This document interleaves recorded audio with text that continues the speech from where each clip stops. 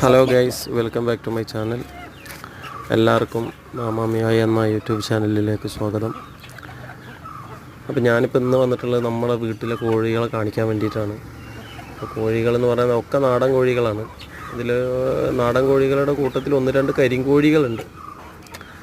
ഇത് പിന്നെന്താ പറയുക, ഒരു 3 കോഴികളിൽ തുടങ്ങിയതാണ് ഞാൻ. 3 കോഴികളിൽ തുടങ്ങിയപ്പോൾ ഏകദേശം 60 കോഴികളോളം ഉണ്ട്. അപ്പോൾ ഇതിൽ ഒരുപാട് കോഴികൾ